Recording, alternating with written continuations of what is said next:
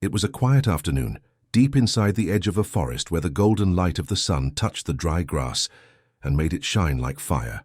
The wind moved slowly, brushing through tall trees and whistling between the leaves. Birds were flying back to their nests, and the sound of distant insects filled the air. On the dusty road that led through the forest, an old jeep moved carefully, its tires crushing small stones and fallen leaves. Inside that jeep was a man named Arif, a wildlife rescuer who had spent years helping animals in trouble. Arif had been called earlier that day by a forest ranger who told him that some villagers had heard strange sounds, like a lion crying, somewhere near the riverbed. Many people ignored such sounds because they were afraid to go near wild animals, but Arif was different. He had always believed that every animal's cry was a call for help. So he packed his small first aid box, some ropes, water bottles, and an emergency cage in his jeep and drove straight toward the forest. As he entered deeper into the woods, the sunlight began to fade behind thick trees. The smell of earth and dry leaves filled the air. He stopped the jeep and listened carefully. At first, there was only silence. Then, after a few seconds, he heard it, a weak, painful cry.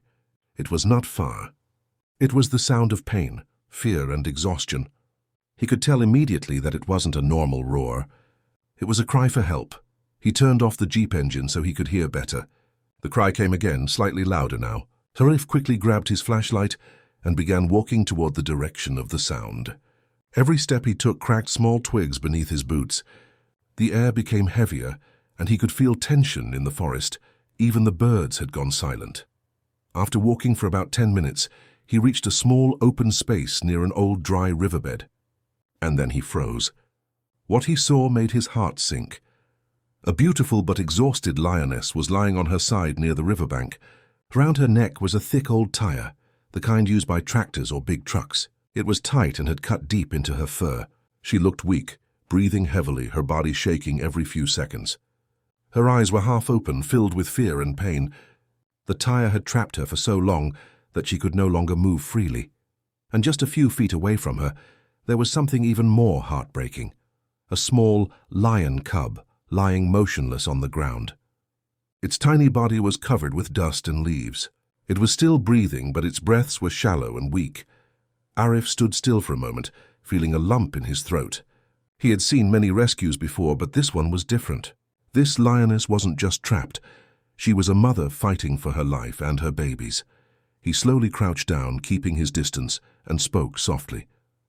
"It's okay. I'm here to help you," he said quietly, knowing that even though animals couldn't understand words, they could feel emotions. His voice was calm, low, and kind. The lioness lifted her head slightly and growled weakly. It was not an attack. It was more a warning, a mother's natural fear for her cub. Arif stayed where he was and continued to speak softly. "Don't worry, girl. I won't hurt you." He could see that she was on the edge of collapsing. Her breathing was labored, and the skin around her neck was wounded where the Tyre had rubbed against it. The cub gave a small cry, a faint, broken sound. That single cry made Arif move faster. He slowly took out a tranquilizer dart gun, but not to harm her, only to calm her so he could safely remove the Tyre. He carefully aimed from a safe distance and fired a small dose. The dart hit gently on her back leg. She flinched, growled weakly, but soon her body began to relax. Within 2 minutes she lay still, her eyes slowly closing. Arif quickly ran toward her, checking her breathing and pulse. It was slow but steady. Then he turned to the cub. The cub was alive but barely moving. Its small body was dry and hot. It was dehydrated and weak, probably from hunger and being under the sun for too long. He poured some water from his bottle onto a clean cloth and gently wiped the cub's face. The cub moved its head a little, a sign of life. Arif smiled with relief. "You're going to be okay, little one," he whispered. Now he focused on the mother. The Tyre was heavy and tight. He examined it carefully. It was an old steel-belted rubber Tyre, possibly dumped here by humans years ago. The lioness must have pushed her head through it while chasing something or looking for food, and then got stuck. Arif went back to his jeep and brought his rescue kit, metal cutters, a saw, and some rope. The sun had started to dip lower in the sky, painting the trees orange and gold. He knew he had to hurry. Darkness would make everything harder. He placed a thick cloth under the lioness's neck to protect her skin. Then he positioned the cutter and began to saw carefully through the hard rubber. Sweat rolled down his forehead as he worked. Every few seconds he stopped to check her breathing. It was still slow but normal. The sound of metal against rubber echoed softly through the forest. The cut was halfway done when the saw blade got stuck. He took a deep breath, adjusted his hand, and kept going. The smell of burnt rubber filled the air. It took nearly 20 minutes before the tire finally gave a small crack, a sign that it was loosening. Arif gently pulled one side apart, then the other. Finally, with one last effort, the tire split open and fell away from her neck. He threw it aside, breathing heavily from the effort. He carefully touched the lioness's neck. The skin underneath was badly bruised and bleeding in some spots. He took antiseptic from his first aid box and began cleaning the wound with a soft cloth. Then he applied healing ointment and wrapped a loose bandage around the area to keep it clean. As he worked, he kept speaking softly, "It's over now. You're free." He could feel the pulse under her skin, stronger than before.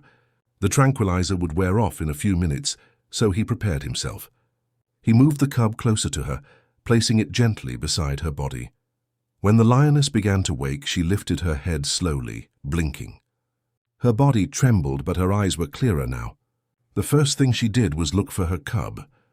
When she saw it beside her, she gave a weak but deep sigh, a mother's relief. She moved her head toward the cub and nudged it softly with her nose. Arif stepped back to give them space. The cub tried to stand, wobbling on its little legs. The lioness gave a small rumbling sound as if comforting it. Arif watched them silently, his heart full. But he knew they were still not safe. The lioness was injured, the cub was too weak, and the forest at night was dangerous. There were other predators, and the nearest rescue center was miles away. He had to take them both to the animal hospital before it was too late. He opened the cage at the back of his jeep and spread a soft blanket inside. Then, carefully, he lifted the cub first. It was light, fragile. He placed it inside and gave it a small bowl of water. It drank a little and then rested its head on the blanket. Next was the lioness. She was much heavier and still weak. He used the rope and a stretcher-like board he kept in the jeep to move her gently. He whispered as he worked, "Easy, girl. You'll be fine soon."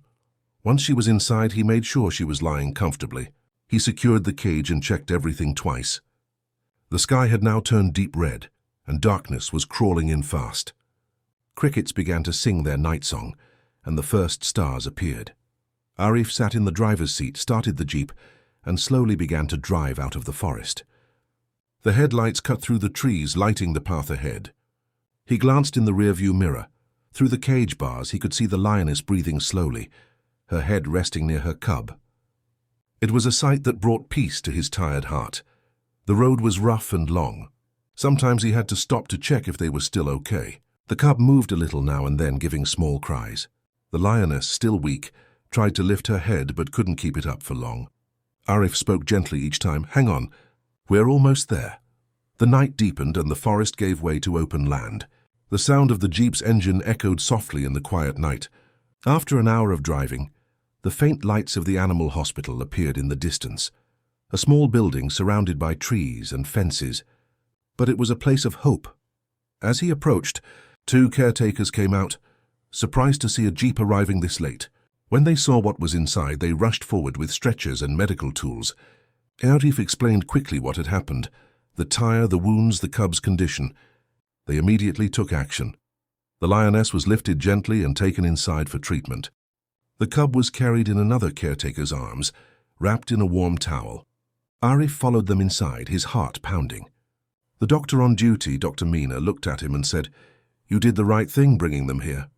They still have a chance." As the medical team began working, Arif stood by the window watching silently. He could hear the soft sounds of machines and the voices of people moving quickly. He closed his eyes for a moment, praying that both of them would make it through the night. Outside, the moon shone bright over the quiet land. Somewhere in the forest, the echo of a distant roar floated through the air, a reminder of the wild world waiting beyond the fences. Arif knew the night was far from over. What would happen next? The treatment, the struggle, the recovery was still ahead. But for now, one thing was sure: he had saved 2 lives from the edge of death. And deep down, he felt that something unexpected was still waiting, something shocking that he could not yet see, but that destiny was already preparing for him in the hours to come. The night was calm outside the animal hospital, but inside it was filled with quiet tension. The sound of metal tools clinking, soft voices giving instructions, and the faint hum of medical machines filled the air. The smell of antiseptic mixed with the scent of the forest dust that still clung to the lioness's fur. Arif stood near the doorway, his clothes still covered in dirt and sweat, his face showing the tiredness of the long rescue. He didn't care. His eyes were fixed on the operation table, where the lioness lay under the bright white light. Dr. Mina and her team moved quickly but gently. The lioness's breathing was weak but steady. They had already cleaned the deep wounds around her neck, and now they were checking for internal injuries. A nurse carefully placed a soft tube to help her breathe more easily. "Pulses stabilizing," one of the assistants said softly. Dr. Mina nodded, wiping sweat from her forehead. "She's strong," she said. "She fought a long battle out there. We'll give her fluids, antibiotics, and keep her under observation for the night." On another table nearby, the small cub was being examined. The cub gave faint cries now and then, its eyes half open. Its tiny paws moved weakly, as if searching for its mother's warmth. A young caretaker named Ravi gently stroked its back, whispering to calm it. "Dehydration, low sugar level," the nurse said while injecting a small amount of glucose. "But it's responding." Arif stood between the two tables, looking back and forth, his heart caught between hope and fear. He had seen animals die even after rescue before. Sometimes their bodies were too weak to survive the stress. But this time he silently prayed it wouldn't happen. Hours passed. Midnight turned into early morning. The hospital lights stayed on, washing everything in soft yellow glow. Arif hadn't slept. He sat on a chair near the cub's table, watching its chest rise and fall. He gently placed his finger near its tiny paw. The cub, half asleep, moved and rested its paw on his finger. That small touch made tears well up in his eyes. By dawn, the lioness's condition had slightly improved. Her pulse was stronger, her breathing deeper. The tranquilizer had worn off, and she slowly began to move her tail and ears. The doctor decided to let her wake up naturally. Arif walked to the window and looked outside. The first rays of morning light were touching the trees. Birds were beginning to sing again. He closed his eyes and exhaled deeply. For the first time in many hours, he allowed himself to rest his head against the wall. After a short nap, he woke up to the sound of someone calling his name. "Sir." "She's awake," Ravi said softly. Arif stood up quickly. Inside the treatment room, the lioness was now conscious, her golden eyes half open but alert. When she saw the humans around her, she growled faintly. Not in anger, but in confusion. Her body trembled slightly as she tried to lift her head. "Easy," Dr. Mina said gently. "You're safe." Arif stayed back at first, not wanting to frighten her. He moved slowly to where the cub lay in a small heated box nearby. The cub was now sitting up weakly, looking around. It saw its mother and let out a small cry. The lioness immediately turned her head toward the sound. Her eyes widened. She gave a low rumble, a mother's call. The cub cried again, louder this time. Everyone in the room watched quietly as the two looked at each other. Arif opened the small box and lifted the cub carefully. "It's okay, little one," he whispered. He carried it closer to the lioness, staying cautious but calm. When the cub smelled its mother, it wriggled in his hands, eager to reach her. He gently placed the cub near her front paws. The lioness immediately bent her head and began licking the cub's fur with slow, weak movements. It was a sight that made everyone in the room fall silent. It was love in its purest form, a mother reunited with her child. Dr. Mina smiled softly. "They'll recover faster together," she said. "Their bond will give them strength." Arif stayed there for hours, helping the staff feed the cub with milk from a bottle, while the lioness rested. He cleaned her wounds every few hours, and she began to trust him slowly. Sometimes when he came near, she didn't growl anymore. She just watched him quietly, her eyes calm. Days passed like this. Each morning Arif would come early to check on them. The lioness started eating small portions of meat, and her cub became playful again. The hospital staff began calling her Rani, meaning queen, and her cub Chotu, the little one. One evening, about 5 days after the rescue, something strange happened. Arif came as usual. carrying fresh meat for Rani, but as he entered the enclosure, he noticed her acting differently. She was restless, pacing from one corner to another, her ears twitching constantly. The cub was sitting quietly in one corner, confused. Dr. Mina came over. "She's been like this since morning," she said. "We thought she might be in pain, but all her vitals are fine." Arif slowly approached the cage and spoke softly. "What's wrong, girl?" Rani stopped pacing and looked straight at him. Her eyes seemed worried, as if she was trying to say something. Then she looked toward the window, growled softly, and stepped in front of her cub protectively. Arif turned to the window. Outside, the forest edge was visible. The trees were calm, the evening wind gentle. But then he noticed something, a shadow moving between the trees. It was big, very big. He stepped closer to get a better look. Through the fading light, he saw a pair of glowing eyes watching the hospital from the forest line. His breath caught in his throat. It was another lion, a full-grown male. For a moment, time seemed to stop. The male lion stood tall, its mane shining gold under the moonlight. It gave a low, deep roar that echoed across the trees. Rani responded immediately from inside the cage with a soft call. The hospital staff froze. Some moved back in fear. The fence surrounding the hospital was strong, but it was clear the male lion was not here by accident. Dr. Mina whispered, "Could it be her mate?" Arif's mind raced. "It could be," he said. "Maybe he's been looking for her all this time." The male lion began circling near the fence, restless, growling softly as if searching for a way in. Rani growled back, not in aggression but in response. Their communication was emotional, almost painful. Arif quickly instructed the staff to turn on the outer lights and stay calm. The bright floodlights lit up the area, revealing the lion clearly now. It was a powerful male, muscular but thin, as if it had been wandering for days. Its eyes didn't leave Rani and the cub. Rani paced inside the cage, her tail moving nervously. The cub, sensing something familiar, began crying out in small calls. The male lion responded with a roar that made the ground vibrate. Arif's heart pounded. "This is incredible," he whispered. "He's her mate. He's come looking for her and the cub." But the situation was also dangerous. If the male tried to break through the fence, it could harm itself or the hospital property. Arif knew he had to handle this carefully. He slowly moved toward the outer area, speaking softly to the staff. No sudden movements, no loud noises. "We'll let him see that she's safe." He approached the fence cautiously, keeping a safe distance. The lion noticed him and let out a low growl. Arif raised his hand calmly. "Easy, big guy." "She's fine, look." He pointed toward Rani, who was now standing near the bars of her enclosure, watching him with calm eyes. The male lion looked from Arif to her, and then back again. It gave another deep growl, then sat down near the fence, watching quietly. For the next few hours, the male didn't move. He just stayed there, watching his family from a distance. Rani, too, lay down near the edge of her cage, her eyes fixed on him. It was as if they were communicating silently across the gap. Two souls separated by human walls, but connected by instinct. Arif and Dr. Mina watched this scene quietly. "We can't keep them apart for long," she said softly. "They belong together," Arif nodded. "But we also can't release them yet. Her wounds still need a few more days to heal." The male lion stayed the whole night outside the fence. Whenever Rani made a sound, he responded softly. Even the cub slept peacefully for the first time, as if feeling its father's presence close by. By dawn, the male lion was gone, vanished back into the forest. But his paw marks near the fence told everyone it was real, not a dream. Over the next few days, he returned again and again, always staying just beyond the lights. Each night, Rani grew calmer, her eyes brighter.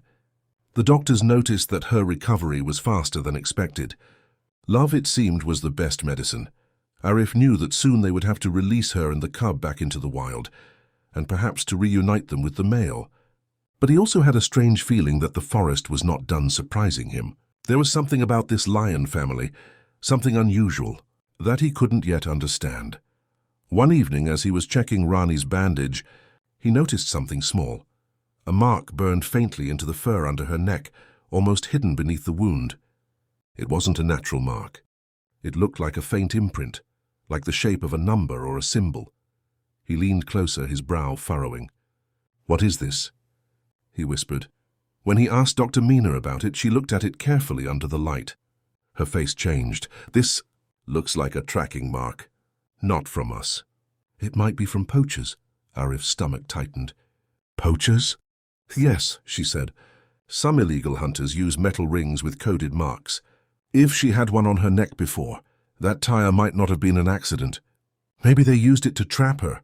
A chill ran down Arif's spine. The idea that someone had done this on purpose filled him with anger. He looked at Rani W.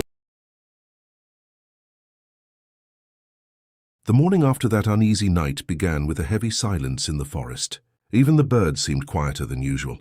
A thin mist floated over the trees near the animal hospital, wrapping everything in a grey veil. Arif stood outside, holding a cup of tea, his eyes fixed on the forest line where the male lion had appeared before. He hadn't slept much. The thought of that strange mark on Rani's neck kept running through his mind. If it was truly a poacher's tag, it meant she had once been hunted and maybe even captured, and somehow escaped. The Tyre around her neck might not have been an accident at all. Dr. Mina joined him outside, her face serious. "I checked with the forest department early this morning," she said. "They confirmed that a group of poachers has been active in this area for months. They use traps and tracking rings just like the one we found." Arif looked at her sharply. "Do they know where these poachers are now?" She shook her head. "No, but the rangers are searching. We need to be careful. If Rani was once one of their targets, they might come looking for her again." Arif's jaw tightened. He turned his gaze back to the forest. "Then we have to move fast," he said. "Once she's strong enough, we'll take her and the cub back to the deep forest, far from any village or road." Inside the enclosure, Rani and her cub were playing quietly. The cub was stronger now, running in small circles and occasionally tumbling clumsily onto the hay. Rani watched her baby with calm eyes, her golden fur glowing in the morning light. She looked healthier. Her wounds were closing and her breathing was normal again. When Arif entered the enclosure, she lifted her head but didn't growl. Instead, she watched him with steady eyes. He slowly placed a tray of meat and fresh water near her. "Good morning, Queen," he said softly. The cub ran to him, sniffing his boots curiously. Arif smiled and reached down to stroke its tiny head. Over the next few days, preparations began for their release. Arif coordinated with the forest officers to identify a safe area deep inside the protected zone, near a small waterfall where other lions were rarely seen and food was abundant. The male lion had also been sighted near that region recently. It was the perfect place to reunite them. But one evening, as the team was finalizing the transport arrangements, something unexpected happened, something that changed everything. It was around midnight when the hospital lights suddenly flickered. A loud noise came from the back fence, like metal scraping against metal. Arif, who was asleep in his jeep outside, woke up instantly. He jumped out, his heart racing. The night was dark, with only a thin slice of moonlight. The sound came again, louder now. He grabbed his flashlight and ran toward the fence, and then he saw them. Two men dressed in dark clothes, wearing masks, cutting through the wire fence with a bolt cutter. One of them was carrying a rifle. Poachers. Without thinking, Arif shouted, "Hey, stop right there." The men turned, startled, and one of them raised the gun. A shot rang out, echoing through the night. The bullet missed Arif by inches, hitting the metal pole beside him. He ducked behind a barrel, heart pounding. Inside the hospital, the noise woke everyone. Dr. Mina and the staff ran out, confused and terrified. Rani, inside her enclosure, roared loudly, a deep, thunderous roar that shook the walls. The cub hid behind her legs, frightened. The poachers began shouting to each other. "Grab the lioness. She's marked." "That's the one!" Arif realized they were after Rani, maybe to sell her to illegal wildlife traders. His blood ran cold. He crawled behind the parked jeep and shouted to Dr. Mina, "Call the forest rangers now. Lock the gates." The staff rushed inside to make the call. Meanwhile, Rani kept roaring, her eyes burning with anger. She could sense the danger, not just to herself, but to her cub. Arif looked around and spotted a flare gun in the jeep's toolbox. He grabbed it, loaded it quickly, and fired it into the air. The red flare exploded high above the hospital, lighting up the entire area for miles. The poachers panicked. "Hurry up! Someone will come," one of them shouted. But instead of running, they moved toward Rani's enclosure, trying to open the gate with tools. Rani roared again, slamming her massive body against the bars, shaking the cage violently. The cub cried out. Arif ran toward them, shouting. One of the poachers fired another shot. The bullet grazed Arif's arm, but he kept moving, ignoring the pain. He grabbed a wooden pole lying near the fence and swung it at the man holding the cutter. The pole struck his shoulder and the man fell. The other poacher aimed the rifle, but Rani, sensing the danger, lunged forward and slammed against the bars so hard that it made a metallic crack. The man stumbled backward in fear. The sound of sirens echoed in the distance. Forest rangers were coming. Seeing their escape fading, the poachers turned and ran toward the woods. Arif stood there, breathing heavily, his arm bleeding but his eyes fixed on the escaping shadows. "Cowards," he muttered under his breath. Within minutes the rangers arrived. They secured the area and followed the tracks into the forest. Dr. Mina ran to Arif, worried. "You're hurt," she said. "It's just a scratch," he replied, still breathing hard. "Check on Rani." Rani stood tall behind the bars, her eyes glowing in the dim light. She was calm now, but her tail was still flicking and her muscles were tense. The cub was pressed close to her chest, trembling. Arif walked closer, his voice gentle. "It's okay. They're gone. You're safe." She watched him quietly for a moment, then gave a deep exhale, a sound almost like a sigh of relief. That night, no one slept. The rangers stayed until dawn, searching the area. By morning, they found evidence confirming Arif's fear: tire marks, footprints, and a small bag containing tranquilizer darts and ropes. The poachers had planned to capture Rani and her cub alive. After the incident, the Forest Department ordered immediate relocation of Rani and the cub to a safer, deeper part of the reserve. Arif was asked to accompany the team, and he agreed without hesitation. 2 days later, under the golden morning sun, the hospital prepared for the journey. A large rescue truck stood ready, lined with straw and metal guards for safety. Arif stood near Rani's cage, talking softly to her. "We're taking you home today," he said. "Back where you belong." Rani looked at him silently. The cub played around her paws, occasionally looking up at Arif as if it already recognized him as a friend. Dr. Mina came forward and smiled. "Oh, you've done something special, Arif," she said. "Most people see wild animals as danger. You saw a mother and her child." He smiled faintly. "They taught me more about courage than I ever knew." The transport began. The truck moved slowly along the forest road, guarded by rangers in jeeps on both sides. Rani and the cub were calm inside their compartment. The road wound deeper and deeper into the forest, where sunlight filtered through the high trees and painted golden spots on the ground. After hours of travel, they reached a clearing near a small waterfall, the same place where the male lion had been seen before. The air here was clean and cool, and the sound of rushing water filled the valley. The rangers set up a temporary gate near the back of the truck. Arif climbed inside to unfasten the cage door. He looked at Rani one last time. "You're free now," he said softly. "Take care of him. And stay away from people like us." He pulled the latch. The door opened with a slow metallic click. For a moment, Rani didn't move. She looked around, her ears twitching, her golden eyes reflecting the sunlight. Then, with one graceful step, she walked out onto the soft grass. The cub followed close behind her, stumbling a little but full of excitement. They stood still for a moment, taking in the freedom, the smell of earth, the rustle of trees, the call of distant birds. Then Rani lifted her head and gave a powerful roar that echoed through the valley. The sound sent chills down everyone's spine. It was not a roar of anger. It was a roar of victory, of life returning. And then, from the other side of the forest, another roar answered, deep, strong, and familiar. The male lion emerged from the trees, his golden mane shining in the sunlight. He walked slowly but proudly toward them. When Rani saw him, she began to move faster, her cub running beside her.